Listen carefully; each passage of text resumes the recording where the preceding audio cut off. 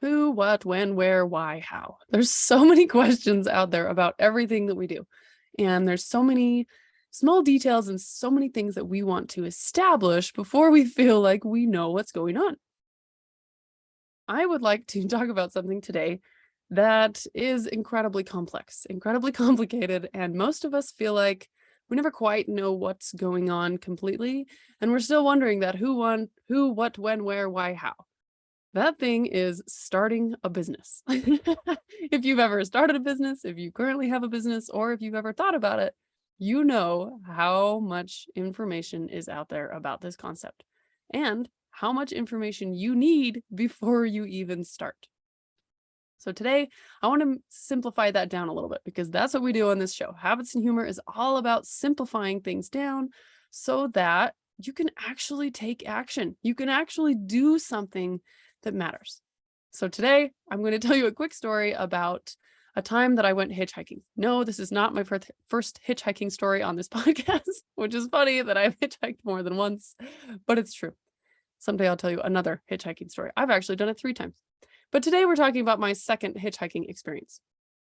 So my friend and I had planned to go to Lava Hot Springs. I live in Idaho, and there's a super amazing hot springs called Lava Hot Springs. It's kind of by Idaho State University. And in college, my friend and I had decided to go, and he was bringing a date, and so I decided to bring a date. And this was back, obviously, when I was single and in college. And so I asked my friend, this other friend, this guy that I didn't know very well, but I was sort of interested in. So I asked him if he wanted to go on this date with me. And this is kind of a long date. And so for this to be a first date, I was really setting myself up for some awkwardness. And my other friend that was coming lived in a different town. So he and his date were going to go, and then me and my date were going to go, and we were just going to meet up when we got there. So I call up this guy, and we'll call him Seth. And I call up Seth and I say, hey, do you want to go with me to Lava Hot Springs? And he's like, sure. He's like, well, you'll have to drive though, because I don't have a car. I'm like, all right, that's great. I did the asking, I should drive anyway. And so we hop in my little car. And at this point, I happened to drive a Geo Metro. It was probably 15 years old, and it had lived a good life already. We'll put it that way. And it had 1 million miles on it. But hey, it got 1 million miles to the gallon, and it was a super cheap college kid car. So it worked great for what I needed it for. So we hopped in this little Geo, me and my first date awkward experience, and this person I didn't know very well. And we drove to Lava, and it's about a 45-minute drive from where I lived. So we get in the car and we're driving along. And to get off the freeway, you have to get off the freeway and take the exit to go towards the hot springs. And I get off the exit and my clutch goes out. Like I just can't shift gears anymore. It's a stick shift car. And I'm putting the clutch in and nothing's happening. The car won't shift into gear. And we're just coasting along on this off ramp. And we're about halfway there. So we're maybe 20 minutes into the drive, and there's another 20-minute drive to go to get to where we're going. So we're exactly halfway, as far away from home and as far away from the destination as we could possibly be, when the car just decides to die. And again, my date doesn't own a car. And so he's like, well, what are we going to do? And at this point, he's like, well, I can call, my parents live in Pocatello, so I can call them and they can come and get us, and we can tow your car home, or we can call a tow truck or whatever. And he's brainstorming all these ideas of how we can just turn around and go home. And I just look at him and I'm like, this was a setback. Yes, the car has stopped running, but I still want to go to Lava. He's like, really? You're not worried about the car? And I'm like, not right now. It seems less important than what the real mission is here. And so I'm like, we could fix the car now, or we can fix the car later and still continue on this path of where we want to go. And he's like, okay, but how are we going to get there? And I'm like, I know there's people there who can give us a ride home. So as long as we can get there, the other half of this 20-minute drive, we just have to find a way to cover these last 20 miles. And he's like, well, how are we going to get there? And this car drives up right as we're having this conversation. And impulsively, I just put up my thumb. I just put my thumb up, and this random car, it was another couple. And so, I could see who they were, and I didn't know them. They were strangers, but I decided to just take a risk. And Seth, my date that was there, he was just like, what in the world are you doing? And I was like, listen, I really want to do this thing and I'm committed to do it. And if you want to come along for the ride, let's go. Otherwise, we're going to be stuck here with this broken car and that's no fun at all. So he's like, all right, here we go. So the car pulls over and it happens to be a couple who's on a date going to Lava. And so I tell them, hey, do you guys happen to be going to Lava? And they're like, yes. And I'm like, well, we were supposed to go to Lava and we have friends that are waiting for us there, but our car just died. Could we hitch a ride? And they're like, sure, hop in.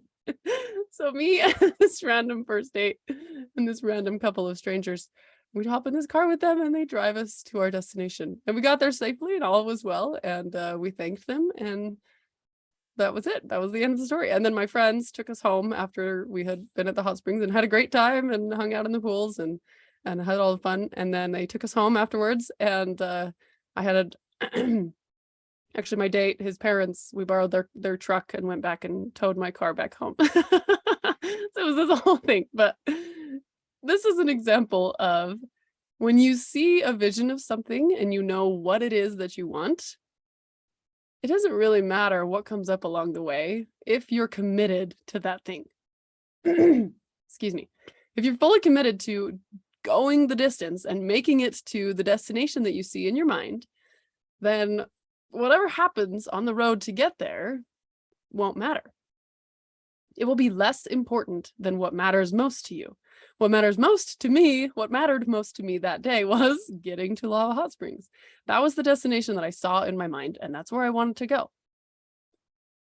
And it didn't matter that my car had died, that we were stranded, that we had all of these other things that should have derailed us and stopped us from wanting to do this thing. But all of those other things were less important to me than getting to my destination. I really wanted to go and do this thing and enjoy our time together at this fun place and enjoy this experience.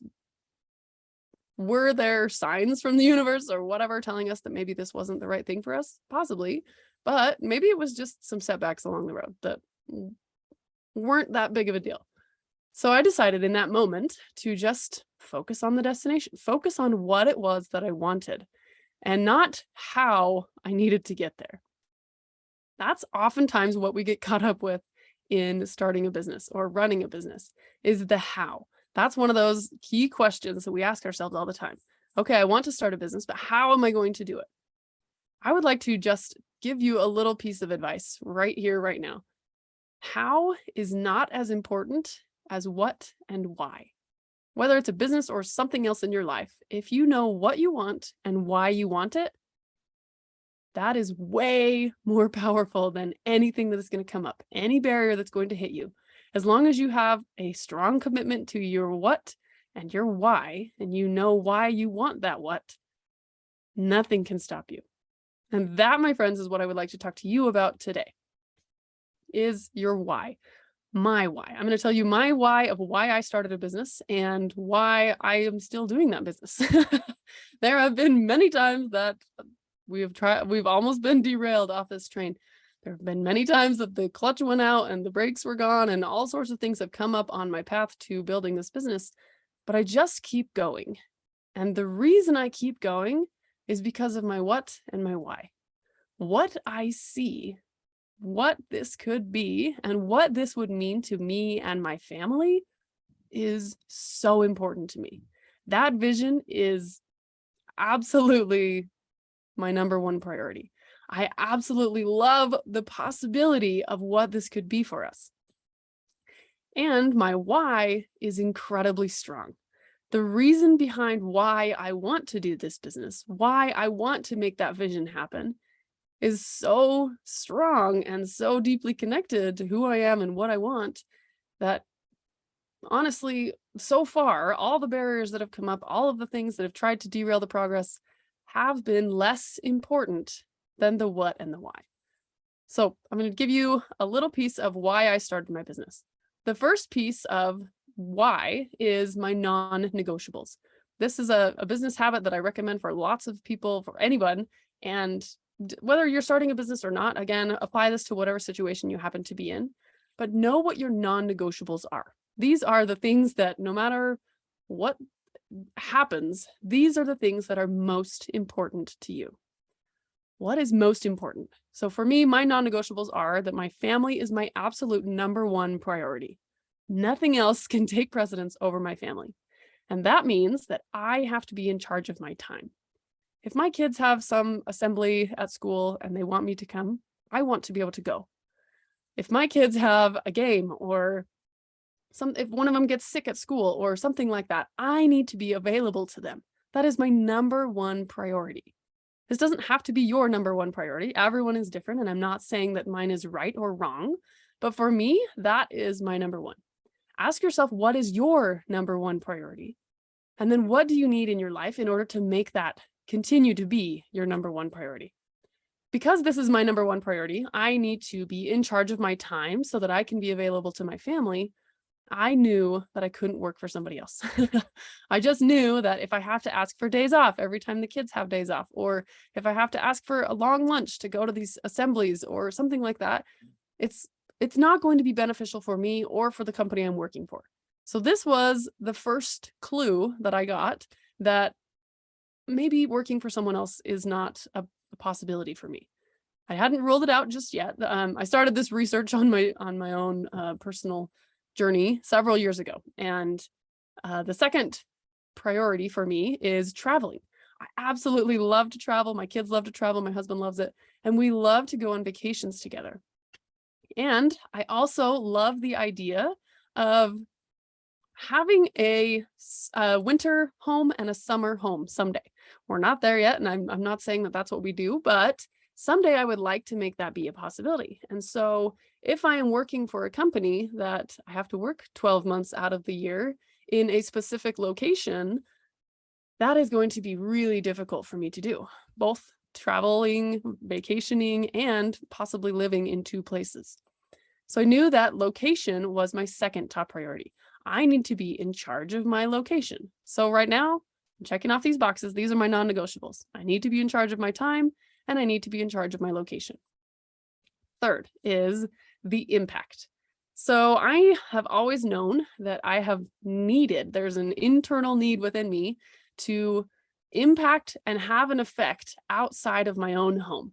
Every time I had a baby, I would quit working and I would stop all my clients and everything and clear my schedule so that I could focus on just being home with my babies, which I know is not possible for everyone. And I'm so grateful that I was able to have that opportunity.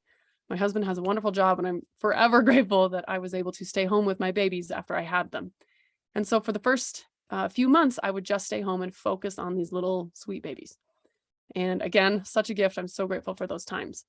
But within a few months, every single time, all 4 times, I would feel a pull on my heart. I would feel that feeling come back to me that made me know this is something really, truly awesome that you're doing, but it's not all. This is not all you can be doing.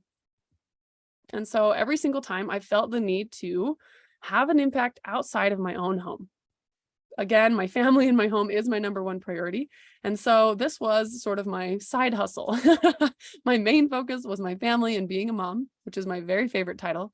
And then my side hustle was working a little bit with someone outside my home. I actually worked inside my home. I started my personal training business from my house. And so I didn't have to leave my house in order to have an impact outside of my own family. I was able to bring in clients and help them with something that really made a difference in their lives. I absolutely love being a personal trainer, and especially being an injury specialist, because I can help people go from being in pain and being unable to do the things that they really truly want to do to loving their bodies again and being strong and being healthy and being able to do those things again that they truly want to do. Being a part of that journey for other people is such a gift. I absolutely love what I do. And so every time I had a new baby, I thought, okay, maybe I can let this part of my life go and I will just focus on this one aspect of me. And that is being a mom. That is being here for my little sweet babies who I love so much. Again, this is my number one priority, my favorite thing. But there was more. There was always more. Every single time I kept thinking, all right, I've closed that chapter. I've closed the business again, and I'm just going to be here and present in this space. Every time my heart told me there's more. So every time I reopened my personal training and took on new clients, I felt fulfilled again. And it was absolutely sign to me that this was the right thing. I can be both. I can both be a mom and have a powerful influence inside my home and have an influence and an impact outside my home with people who need my help of the knowledge, and they need the knowledge that I have and the education and the experience that I have to be able to help them. So that was my third non-negotiable, is I need to have an impact outside my home. So those basically were the first three, the non-negotiables that came up, was that my family needed to be my number one priority, that I needed to be in charge of my time and location, and I wanted to have an impact outside my home. Skip forward a few years, and I have this looming transition coming toward me. So my youngest baby, I knew he was my last child, and I knew that as he grew up, he was going to go to school.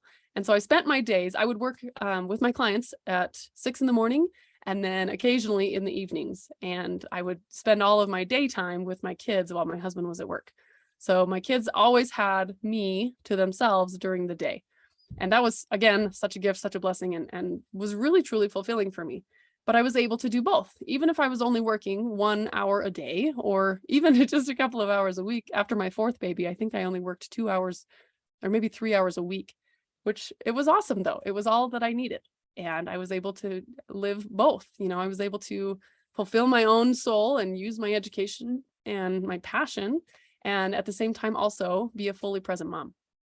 So first of all, let me stop right here and ask you if you're struggling with wondering if you can do both. I absolutely believe that you can.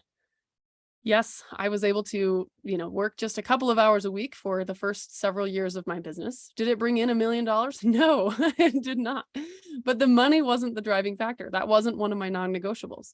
I didn't need to get a certain amount of money every month in order for it to be worth it for me.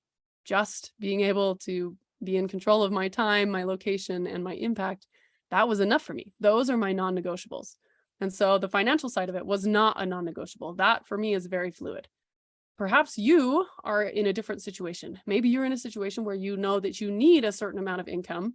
Like I know single moms have that income that they need, or single parents. I won't single out just moms, but single parents often have an income number that they absolutely need to hit in order to live, in order to be existing in this society and keep their families healthy and alive and safe, all of those things. And so maybe that's one of your non-negotiables. Maybe one of your non-negotiables is doing something that brings you fulfillment. For me, that is another one of mine. And that passion, I need to be doing something that I love. I worked a lot of different jobs in college, and I experienced a lot of different fields, from food service to cleaning service to insurance. I worked a lot of different areas, and none of them lit me up. None of them fired me up like personal training. It is absolutely the thing for me. It's such a passion of mine. I love the human body. And if I've ever had a conversation with you, I'm sure you can feel that, because it really comes deep from my soul. So ask yourself, before you start your business, what is the thing you're passionate about? And what are your non-negotiables? Those are kind of my two big questions before you start a business, or maybe you've already started and you're working into it, and perhaps there's maybe some pivot points that you need to make, or a turn. Maybe you're at a turning point where maybe you need to shift a little bit of your focus in your business. Ask yourself those questions. What is most important? What are the non-negotiables? And what am I passionate about? What am I really, really good at? What do I absolutely love doing that brings me that fulfillment? And again, I alluded to this a minute ago, but I knew this transition period was coming. With my fourth baby growing up and he was about to go to school, I knew that all of my kids would be gone during the day. So before, for my whole 20s, the entire time from the time I was 22 till 30 years old, I was able to be home during the day with my kids. And my last child was going to go to school in about 2 years. 2 years before he started kindergarten, I started having this thought process of, all right, so this working from home thing, this personal training from my home has filled that need, but now I'm going to have a new need that comes up. And I wanted to be ready for that transition phase, because I've worked with a lot of women and I know how difficult that can be when all of a sudden your purpose shifts. If you've been a stay-at-home mom, you know that that is your number one purpose, and that gives you all the things that you need to feel successful. And then when your kids go to school and that purpose suddenly changes, if you're not ready for that transition, it can be really, really difficult. If you're experiencing this, or if you already have and you know what I'm talking about, know that this was, for me, a delightful answer. I absolutely love that when my kids went to school, I was able to do something that still fired me up, that still lit me up. And I love spending my time doing this. When I wake up in the morning, I'm excited to work on my business. I absolutely love it. And if you're not there, that's okay. And I'm not going to tell you that everything in business is super fun and just delightful and I love every single minute of every single day. No, I absolutely don't. But there are absolutely tasks that I do love every single day. And that is so fulfilling for me. And that is what helps to keep that passion alive. So that is the other thing that I was preparing myself for, was that transition. If you are about to enter a transition phase in your life, maybe your kids are about to go to school, or maybe you are about to become an empty nester, or something that is changing in your life that maybe will shift your focus, shift what you could perceive as your purpose. Open yourself up to the possibilities of what else? What else can I add to this purpose? I'm obviously still a mom, and those kids are obviously still my number one priority, but I can do a little bit more now. My time has shifted, and now I can focus my time and my energy and my effort during this period of time to something else. So I wanted to be prepared and I wanted to be ready for that transition. And so I started this business in a way that when my kids went to school, I could put in more time. I could put in more effort and more focus on it. And I could grow it at that point. Again, like I said before, the growth of the business didn't matter to me in my 20s. But now that I can focus on that, it matters more to me. So that is coming up on the priority list. It's moving up toward the top. I want to be able to spend more time on this so that I can have a bigger impact. So these are kind of some questions and conversations that you can have with yourself when you are thinking about starting a business or talking about starting a business. Know what your non-negotiables are. So these are the 3 habits you can walk away with. Know what your non-negotiables are. Know yourself well enough to know what is most important to you. What is most important to you? Getting your broken down car home or going swimming? What matters more to you? And are you totally committed to that thing no matter what comes up? My why is my family, and there is nothing that can shake that. My why is my love of travel, and there is nothing that can shake that. And my why is my love and my fulfillment that comes from helping other people love their bodies. It is such an incredible gift, and that passion is my why. Those are my whys, and that is why I still have a business today. There are many, many times, there have been many times that maybe it would have felt like the right time to let it go or to close it down or to shift directions or something like that. But I can't change the direction I'm going because I'm so committed to that vision. I'm so committed to knowing and to seeing what it is that this could be. And then my why behind it, it is so fun for me. I absolutely love it. So I encourage you guys to get to know yourself enough that you know what your non-negotiables are. Know yourself and know what you're good at. Ask yourself, what are you passionate about, and all of those things, and figure out what it is that if you were to wake up every morning and do that thing, what would that thing be? If you're trying to start a business or wanting to start a business and you don't know what business to start, this is a great question to ask yourself. What are you good at and what do you love to do? The third piece of this is keeping your motivation. Sometimes it's hard to continue on that journey by yourself. So like even when my car broke down, I don't know that I would have kept going if I didn't know there were people at the end who could help me. If I didn't know that my friend was already there and he could give me a ride, me and my date a ride home, I don't know if I would have kept going. Maybe we would have just turned around because we would have had to hitchhike there and hitchhike home. That's a different story.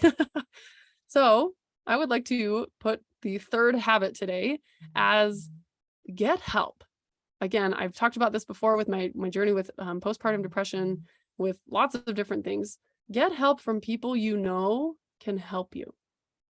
There are lots and lots of people out there who claim to be able to help you, but you'll be able to tell because when you talk to these people and you can feel it, and listen to your intuition, listen to the way that you feel. Again, it's about knowing yourself. If you feel right about something, it's probably right. And get that help from those people who care about you, those people who want you to succeed, those people who can help you get to that destination because they're already there. Make sure that it's someone who's a little bit further along the path than you are. Not always. You can always, work with people who are starting and beginning. But if someone has already gotten their start, they're more likely to be able to help you. This has been exceptionally helpful for me in business, is I reach out to people who have more success than I do. And I ask them, hey, can you look at this part of my business and tell me what I can work on? And then we work together for a while and I fix that piece and I take like grocery shopping, my advice grocery shopping example. I take what works for me and I leave the rest for somebody else. But that would be the third piece, is get the help that is really for you. Listen to yourself, listen to your intuition, and decide what is for you. So those are your 3 habits today. And that is my story of why, excuse me, of what vision I see for my business and why I've started a business. For the next 6 weeks, we are going to move into some business episodes. And I have brought on some really, really brilliant business minds to share with you some of their business secrets and some embarrassing stories about their businesses, which are good, clean fun. And just some people who may be that help for you. If you're listening to these episodes and you think, you know what, this might be someone who can help me, I encourage you to reach out to these guests because they're phenomenal. They're absolutely phenomenal. And they're from different fields and they do different things. And they have a lot of different areas of expertise and a lot of different views on how to run a business. So again, listen, see what fits for you, what feels right for you, and go ahead and give that a try. The what and the why are more important than the how, but we do need to experience some of the how because, we do actually need to get the business going. So again, ask yourself what you want, focus on why you want it, and be so committed to those 2 things that no matter what happens to your car, no matter what happens to your path, no matter what happens in between, nothing will stop you. The last few months we've been talking about health habits, physical health habits. So if that's your goal, you can go back and listen to some previous episodes if you've missed them. And then this summer and this fall, we've been talking about mental health habits. And so if mental health is something that you are focusing on, you can go back and listen to those episodes. If business is something that you're working on right now, the next few weeks are going to be very valuable for you. And to close off the year, just before we end here, I want to invite all of you to check out our Holiday Health Challenge. I have partnered up with my good friend Karen Banghart, and she and I actually met on podcasts. I was a guest on hers and she was a guest on mine. And she is brilliant with real nutrition, with real whole foods and simplifying how to eat healthy ingredients. And we're teaming up for this Holiday Health Challenge to help you keep yourself accountable and to help you stay supported through the holiday season. Because we want you to succeed and we want you to enjoy your life at the same time. So many people, when they think, I'm going to stay healthy this holiday season, I'm not going to enjoy any of it. We don't want that for you. You can eat pumpkin pie and still lose weight. I promise, I've done it. And so Karen and I are teaming up together and we're putting together the 6-week or a 9-week group so that you can go from Halloween to New Year's Day with your goals intact. If you're interested in this, or if you know friends that might be, go to holidayhealthchallenge.info. Again, if you or your friends want to join in this group, holidayhealthchallenge.info. And this is an awesome value, and it's only $10 a week is all we're charging. And so just come in here and enjoy all the fun stuff that we're going to do. We're going to do weekly challenges and all sorts of fun things so that, again, we want you to be healthy and enjoy the holidays at the same time. You can do both, I promise. And if that's something that you've struggled with in the past, don't beat yourself up about it, but set yourself up to be able to succeed this year by joining us. holidayhealthchallenge.info. So we'll see you there. Have a fantastic week, and we'll check in with you next time on Habits and Humor. I'm Susie B, and I wish you happy healthing.